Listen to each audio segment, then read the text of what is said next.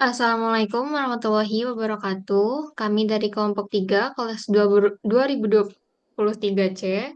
Di sini kami akan menjelaskan mengenai progres proyek basis data kami tentang skema aplikasi pengelolaan hotel pada SQL. Yang pertama, ada query create schema dengan judul pengelolaan hotel sesuai dengan tema proyek kami. Ini untuk membuat skema untuk mengorganisasi tabel, tipe, dan objek database yang lainnya.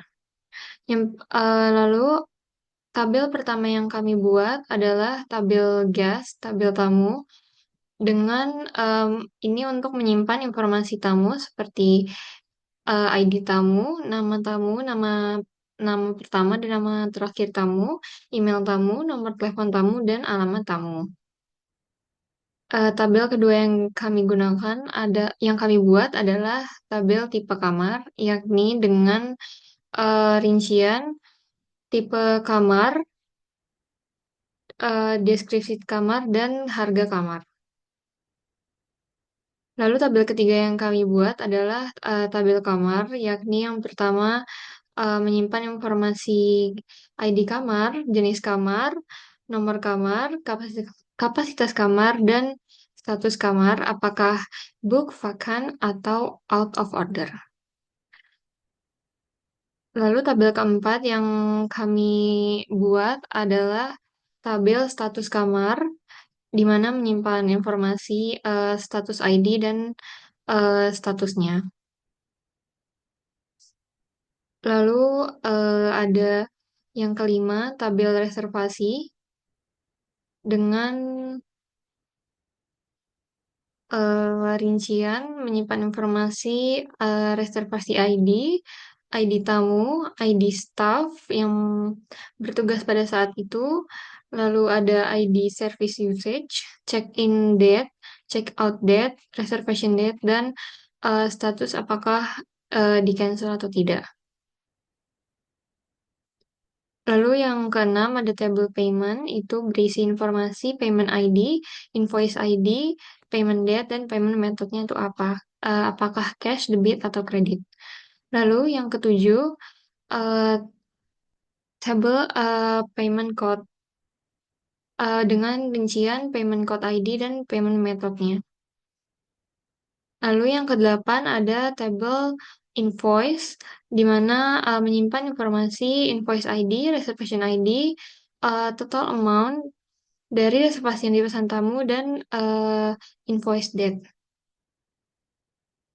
Lalu yang kesembilan ada tabel departemen dengan rincian departemen ID, departemen name, dan deskripsinya.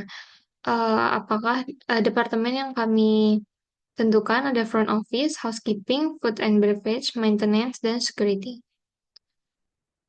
Yang ke-10 ada tabel staff, itu pegawai hotelnya dengan rincian informasinya, staff ID, departemen ID, first name, last name, email dari staffnya, dan juga nomor telepon staffnya.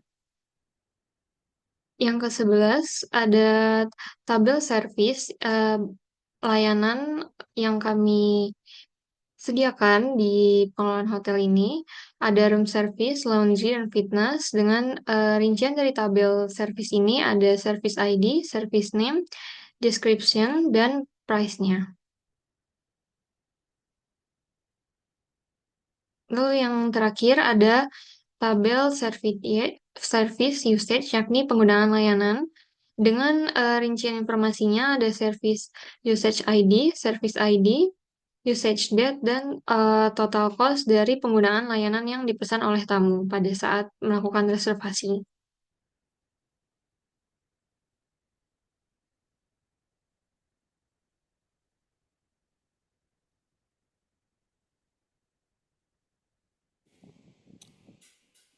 Kemudian di sini saya akan menjelaskan tentang bagaimana kita membuat data dummy. Di sini eh, kami sudah membuat beberapa data dummy untuk setiap tabel yang ada di DLL atas.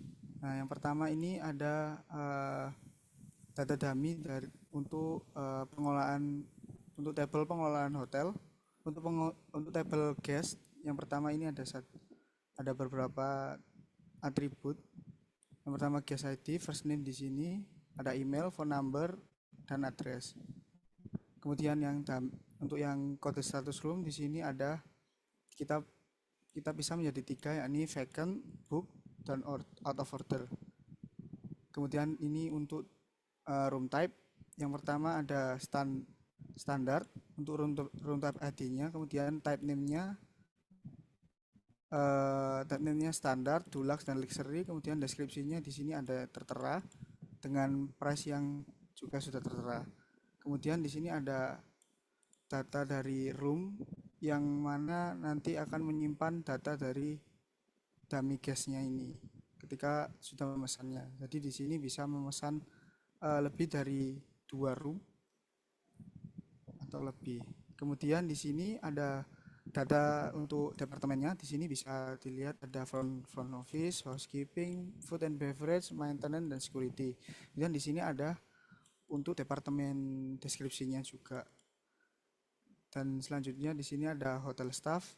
Di sini kita juga sudah membuat beberapa dummy dari nama dan email serta phone number dari staff yang ada di tiap departemen. Kemudian di sini ada service. Yang pertama ada room service name-nya di sini ada room service, laundry, dan fitness. Kemudian ini deskripsinya dan ini adalah price yang kemudian selanjutnya di sini ada service usage ketika pelanggan di atas melakukan sebuah uh, memesan sebuah service ke dalam reservasinya, maka dia akan langsung di total di sini. Seperti 20, dia memesan 2 hari jadi 40 seperti itu. Kemudian di sini ada reservasi, data untuk reservasi di sini ada dari tanggal berapa sampai tanggal berapa. Di sini dari check in check out date. Kemudian di sini ada room reservasi di sini untuk menyimpan data reservasi dari pengguna, dari guestnya. Kemudian di sini ada data invoice, ya sama seperti di data di room service akan ditaruh di sini juga seperti total amount dan ini ya reservation ID untuk mencatat di mana dia akan menyimpan data-data seperti room dan itunya. Kemudian di sini ada data untuk code payment code. Di sini ada CS sebagai cash, DC sebagai debit card. Kemudian di sini ada DT untuk paymentnya. Jadi kita tidak perlu menulis full seperti ini. Jadi hanya perlu kodenya seperti ini. Nah, di sini ada fungsi select yang dimana akan menampilkan beberapa data dummies yang sudah kita masukkan. Pertama ini ada guest. Di sini bisa terlihat ada first name, last name, email, dan phone number. Kemudian ini ada departemen name dan description. Dan ada hotel staff.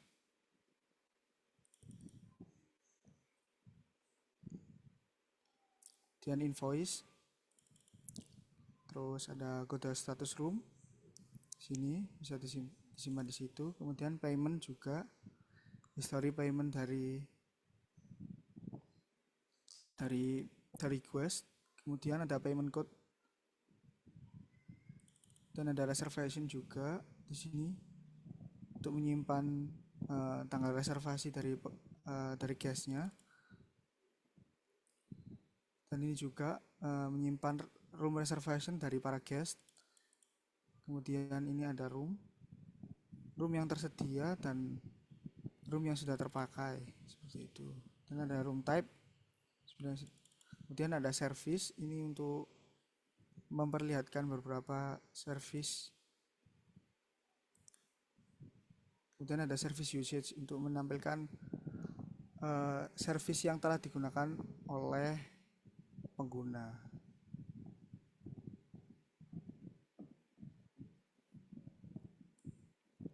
Selanjutnya,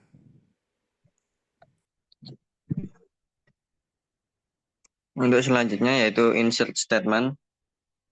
Kami di sini akan menginsert data ke tabel payment code, yaitu payment code ID dengan PL dan payment methodenya yaitu PayLater sendiri. Setelah itu, karena dikarenakan pada coba select bintang from reservasi. Kami ingin mengubah dari sorry bukan reservasi, ternyata room. Select bintang room.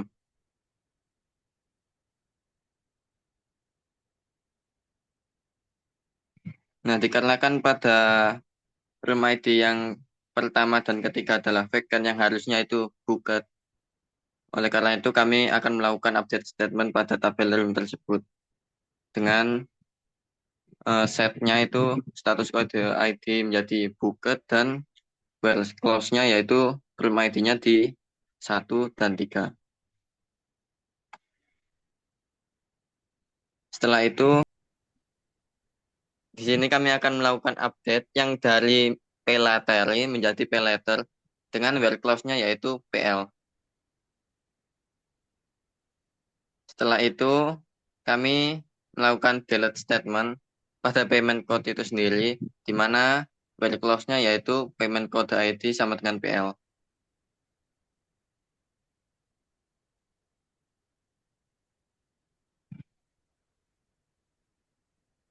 Setelah itu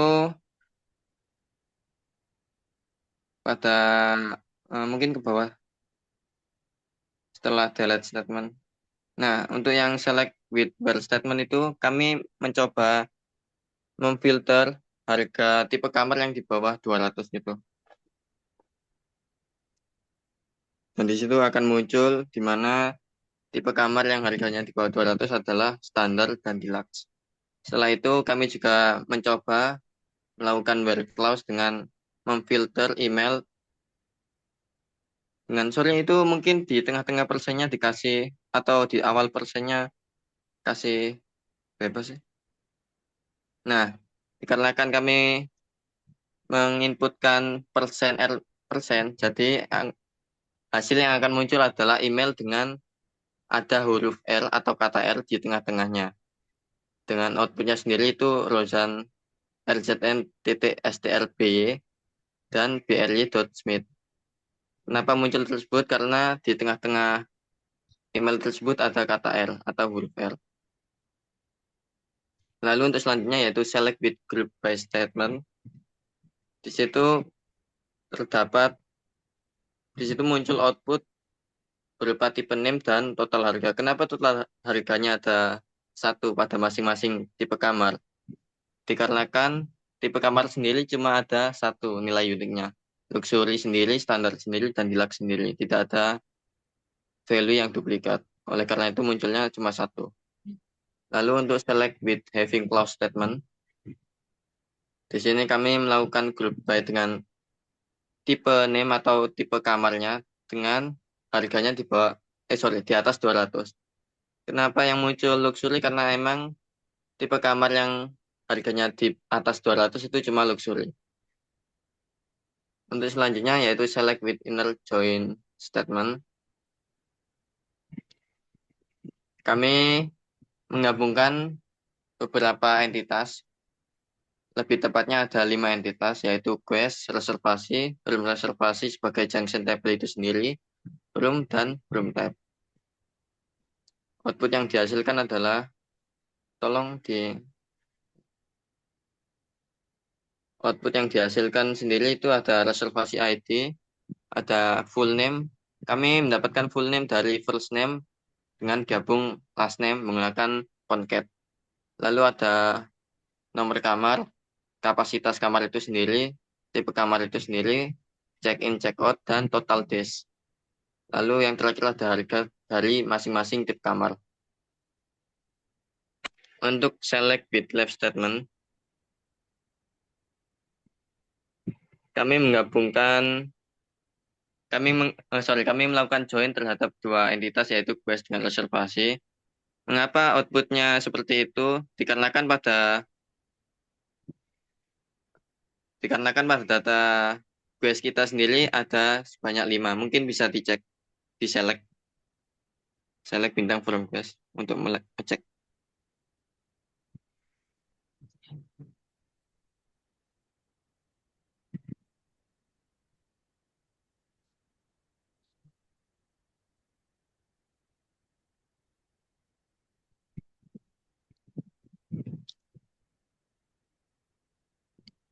Nah, pada data di tabel quest sendiri kita memiliki 5 tabel.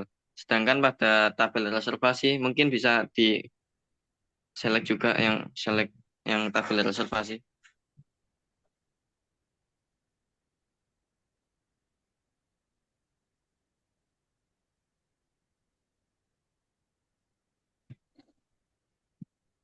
Nah, sedangkan pada tabel reservasi kita hanya mengambil 3 quest saja. Maka dari itu output yang dihasilkan seperti ini. Dikarenakan Hussein David dan Bob Putra tidak melakukan reservasi. Oleh karena itu, nilai pada reservasi ID, check-in, check-out, dan quest ID adalah 0. Untuk yang terakhir yaitu select with right join statement. Saat di run akan muncul output seperti itu. Mengapa muncul seperti itu? Mungkin bisa diselect juga untuk tabel room dan kode status room biar lebih jelas.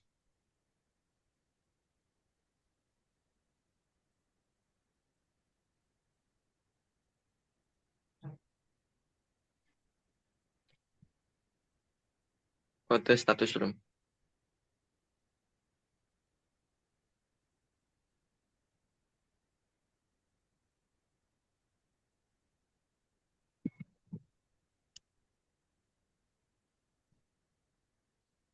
Nah, untuk value dari tabel kode status room itu sendiri kami memiliki 3, yaitu vacant, booked, dan out of order. Sedangkan pada tabel room, coba di. Nah, sedangkan pada tabel room sendiri kami hanya mencantumkan status kode ID-nya booked dan vacant. Oleh karena itu, saat menggunakan right join ini terhadap tabel room dan kode status room, coba di query oke. Akan muncul pada indeks 6, yaitu status ID dengan out of order atau inisialnya OO, itu akan nilai 0 terhadap room ID, room number, kapasitas, dan status name. Bukan, sorry. Status name-nya sebagai isi. Akan terjadi nilai 0 pada room ID, room number, dan kapasitas. Karena memang pada tabel room sendiri itu tidak ada status ID OO atau out of order.